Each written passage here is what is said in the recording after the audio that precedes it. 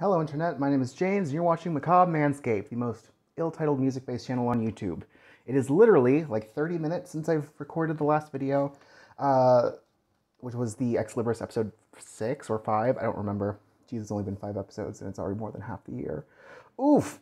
Anyways, so in the middle of that one, I had to get up a few times to go check on some beans that I'm making, and I decided that in between that video and filming this one, I would just go ahead and make the salsa now. And be worried about that no longer. Anyway, so today we're doing a collection update. Jeez. I don't know what is up with my front-facing video camera, but it makes me look a lot redder than I actually am. I saw myself in the mirror. I am a lot more pale than red right now today. But you know what? I've also been running back and forth to the hot kitchen. It's fine. So, collection update. A few things here. Most of this, all but one, which will be first, all but one I got from a local record store here in Eureka. So I'm excited about that. And yeah, let's get started. Item number 1, this is Mana by Nemesis. It's very pretty. It's very purple. That used to be a lot more of a thing. I did not change my brightness on my camera. I'm not going to. I'll just take this out of here. That way you can't see it. Aren't I smart? Anyways, so this is early 2000s style disc design was basically throw everything, anything and everything at the fucking wall and hope it sticks. And not gonna lie, some of it is very pretty artwork. But sometimes it doesn't make a lot of sense, especially on those early Lacuna Coil records. A lot of it did not make any sense. Anyways, so Nemesis is a Dutch band. They were formed in the very early 2000s, like 2000 or 2001, under the name Nemesis before changing their name to Nemesis. I assume it's because it sounds more original. And they only ever released one album, this one, in the style of like gothic and symphonic metal. That's kind of in the world that they're most known for. Even though they have not played that style since 2005 when they posted their GoFundMe page or whatever early 2000s equivalent of Indiegogo was. So to fund their second album, because the record label that put this out, Ebony Tears, went out of business right after this. They also put out that first Imperial record and a few others. They only ever released 6 things. And I am actually on a mission to collect it all, because why not? That's neither here nor there, though. So Mana by Nemesis is basically knockoff After Forever. Like, if you've ever listened to Prison of Desire by After Forever, I have talked about After Forever on this channel before. It's basically that. It's a lot of the ideas are lifted from After Forever, especially early After Forever. However, I will say that it's a lot less good. It just doesn't have that same charisma and kind of song craft that After Forever did. These songs are a lot shorter. It's a lot more tracks on the album, which is nice, but I find the lyrics and the melodies to be a little bit too simple. Even when there's some good musical ideas happening, it feels a bit watered down, not as interesting, and just definitely not as memorable. But yeah, so after this, they would go on to do like a pop rock record, and then they looped back around to something like in the dark rock kind of world, alternative, taking lifting inspiration from gothic metal in their their original sound, but never really committing back to it. Going a little bit more electronic. Yeah, that's basically them. So somehow they're like one of those like Peaceful 3 are known for being death doom bands, even though they have, most of them, like 2 of the 3 have not been doom death bands since like the 90s. So, it's one of those situations. Okay, the rest of this will be all from this store called The Works in Eureka, California. When I went, it was the first time I'd gone in person to a record shop or record store for 18 months, give or take. And it was wonderful. The guy who runs it is like this elder punk, and I see like him and his kids at Target every once in a while. But like he just blasts the radio, whatever local radio station he was listening to, and they were playing.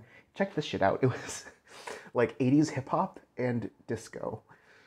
Oh fuck, sorry. I inhaled some Serrano fumes when I was making salsa. Some a little coffee.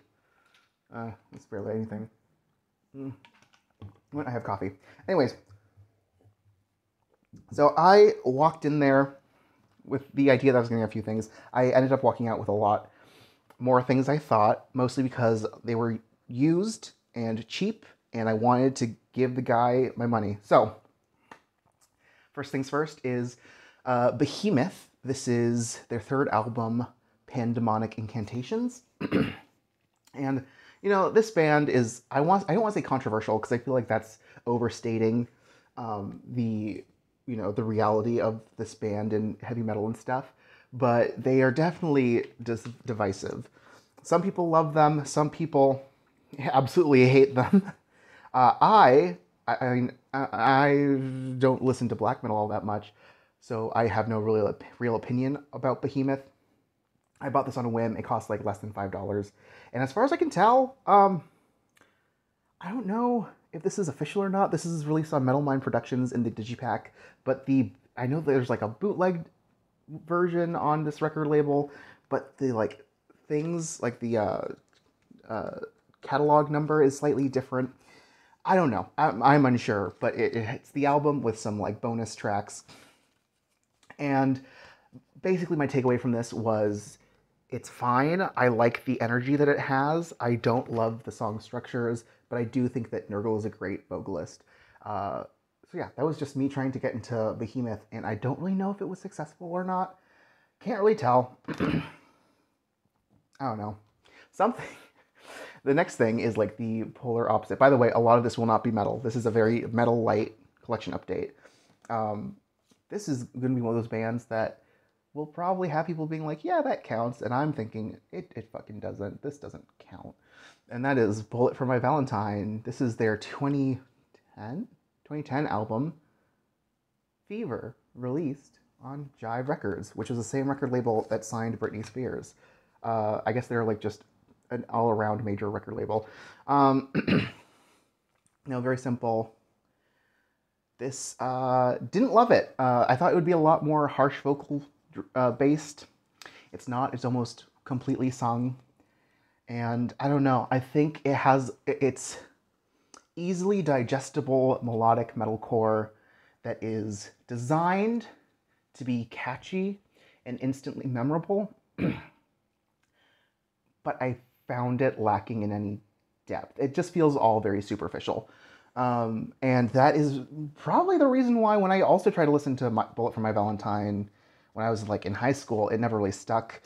Middle school and high school, it never really stuck.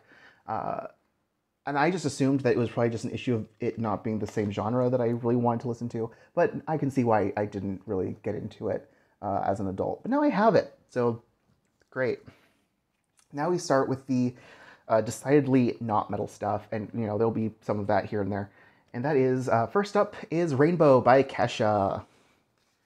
This is her first first album that she released after like 5 years of like not being really in the music industry that much because of, the whole Dr. Luke, is that his name? The whole ish with her like producer, fuck him. But this album, which has, the song Praying on it and Woman and all those others, this is a very varied record. So some of these songs are straight up country. Some of them are a little bit more like the new trend of like that revival of Riot Girl, but irritating, like pop punk style. There's like 1 or 2 songs on there, but done well.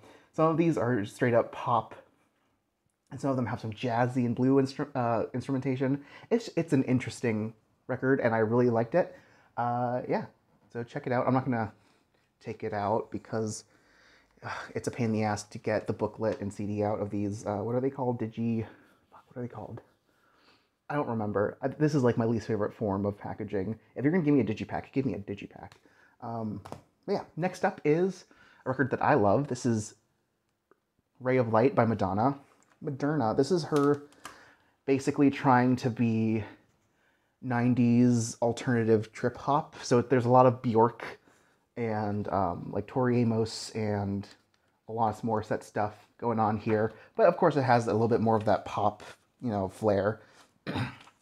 Really cool soundscapes. The producer that worked with her on this and did a lot of the programming is brilliant. Honestly, I'm just going to say it. I don't love most Madonna's music, but the albums I do like, I really, really like. And this is one of them. This is 1998, I believe. I think this was released on Capitol Maverick. I also have this on cassette, which I bought for shits and giggles and then actually realized that the album is really, really, really good. So there's that. Next up is To Bring You My Love by PJ Harvey. And I'm going to be honest, I thought, I don't know why, I always get them confused in my head. I got PJ Harvey confused with Chelsea Wolfe, and that sounds unexcusable, but for some reason, ever since like I first, found or heard of both, I just got them constantly confused. So I thought I was getting a Chelsea Wolfe CD, which is it's so dumb saying it now, but no, it's PJ Harvey, British, song, singer-songwriter PJ Harvey. So this is like an alternative 90s blues album is probably what I'd put it under. Blues, which is weird, not gonna lie. That was a weird thing for me. And it's that weird style of like, really, you could tell like hipsters are into it. It's that like hipstery blues alternative where a lot of the songs are just kind of like her like banging out this like one chord on the acoustic guitar or like really clean, electric guitar, something smoky sounding, and just kind of like growling into the microphone, singing kind of unintelligibly, which is the shit that I can't stand. Rarely do I think it's good. That being said, half of this record, I would say the second half of it is a lot better than the first half. And it had to work to win me over. This is just fine. I don't love it. I don't hate it. Yeah, PJ Harvey. Next up is... I still actually haven't listened to this one all the way through. There are some songs I like by this band, and the rest of it is just not really my thing. And that is Super Unknown by Soundgarden. One of the big three grunge bands of the 90s, those being Nirvana, Soundgarden, and Alice in Chains. Of course, there's been discourse in the last couple of years where people are saying like, yeah, those earlier Soundgarden and Alice in Chains records are a lot more heavy metal, which listening to them now, I agree that they have a lot of heavy metal stink on them, you might say. But I think this fits still perfectly in grunge and hard rock more than metal. I like songs like 4th of July and Black Hole Sun, but I haven't really been able to get into this all that much as I do tend to like 90s alternative music. This is just one that I am not super into. And maybe it'll win me over eventually, the same way that Nirvana had to work to win me over eventually. But, I have it, so I can at least say that and pull it out whenever I want. And let's see. Okay, these next three albums are by the same artist, band, group. That is Dead Can Dance. So this is, of course, Australian world music group. They started off as a goth band. And this is their second record, Dead Can Dance. This is Spleen and Ideal, which is really cool. I would argue that they still had some modicum of ethereal wave stuff going on in this record. I don't know what the fuck happened. I guess the person who owned this last spilled some candle wax on it. I'm not mad about it. I'm not going to spend the time to scrape it off. I'm not that worried. Yeah, very simple. This came out, I believe, in 85 or something. It was released on 4AD, the same record label that signed, was it 86 Grave or Grave 86? Or they also had Clan of Zymox signed to them. They're just a goth band, a goth label, I'm pretty sure. Well known. So yeah, so this is their second record, second album, Spleen and Ideal, ethereal wave, world music. Really cool, it's good. And then after that, they went a lot more hard on the world stuff. So the next album that they released, no, that's not true. This is like their fifth album, released in like 1990 something. I'm not seeing, 1993, also released on 4AD. This is Into the Labyrinth, which I believe pulls a lot more from Greek stuff, like, Hellenic, ancient Greece kind of aesthetics. And this album is fine. It hits the, it's a lot more of a world music album to the point where it kind of loses me here and there. It's very pretty, but in general, I don't know. It's hard to listen to it actively. This is one of those background music albums for me. I honestly don't know what going to see Dead Can Dance live would be like, or even if I'd be into it, It's one of those things where I'm like, I feel like you're more interested in making an atmosphere and making these soundscapes and actual songs. And I don't really care for that kind of style of songwriting that much for like active listening. So that's Into the Labyrinth. It's really interesting, and like I appreciate what they're doing. I just don't really know if I'd be like, I can't give myself over to it. Third thing I have by them is actually probably the best thing that I bought from them, which is Dead Can Dance, A Passage in Time. This is a compilation record that just has basically all the stuff that they think like is mandatory listening from their first or their second, third, fourth, and fifth albums or something like that. I don't really remember which albums there are on it. Spleen and Ideal is represented, but it came out right before Into the Labyrinth, so nothing from Into the Labyrinth is on it. And yeah, there's some lyrics in there, but in general, I think it's kind of the best way to go if you're trying to get into Dead Can Dance is the compilation album, because very few of the songs are those like minute-and-a-half long interludes that have nothing but like ooh-ah vocals and some drum beats. Mostly it is like actual songs. So great material. If you want to get into Dead Can Dance, start here. Start here and go back or forward. But as long as you can get like a taste for it, I think you'll be in good hands.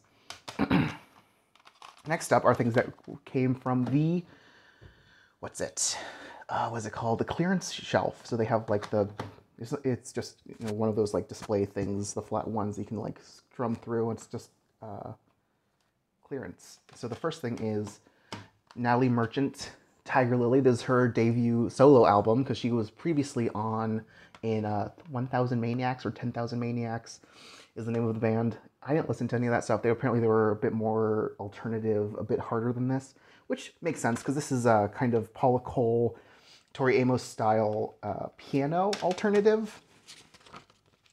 But she has a much like kind of smoother voice, a tone that maybe suits the pop contemporary audience better. It's nice, it's pretty, it's not super engaging because it is a much mellower album, which is fine. It's great to listen to if you're doing dishes. I have a lot of dishes to do. So yeah, that's that. Natalie Merchant's Tiger Lily. And the last two things I bought more or less on a whim. Except for one of them I kind of knew that I wanted. And that first one would be This Darkened Heart by All That Remains. God, this artwork looks like garbage. All That Remains is a pretty popular band. They're like a metalcore, melodic death metal band, which apparently, that style was super influenced by like At the Gates and stuff, but I could never really listen to At the Gates, so that shit's lost on me. All That Remains is their second album, I believe released in 2004 on Prosthetic Records, 2003 on Prosthetic Records. And it's fine. I listened to it once while taking a walk.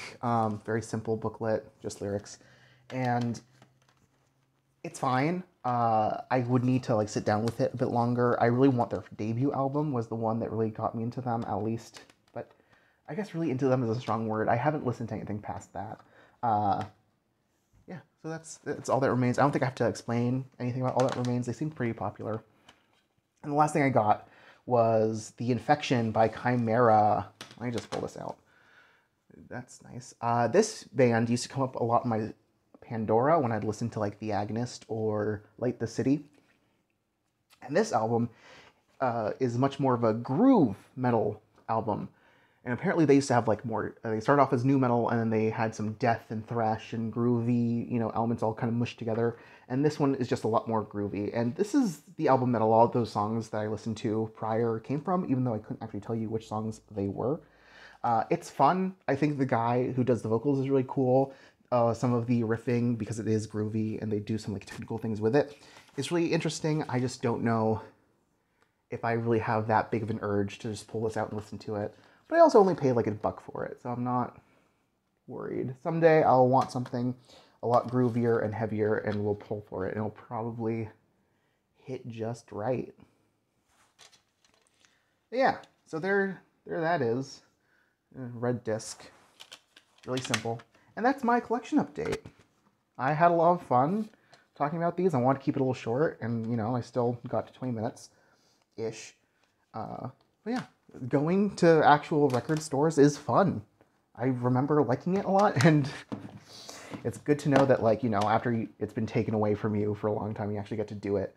Like, first of all, you remember how great it is, and then second of all, you just appreciate it more. So yeah, I might actually go back soon and see what they have different. I found a lot of power metal in their clearance bin, and I was contemplating getting some of it, but then I realized I don't need that in my life. I'm not super into power metal, and I wasn't really wanting to, venture too far into shit that I don't need or want. But yeah, it was fun. Subscribe, like, tell me what you think of anything, really. What's your favorite Mexican food? No. Yeah, so call to action, follow me on Twitter if you so choose, and that will be it for today. Thank you.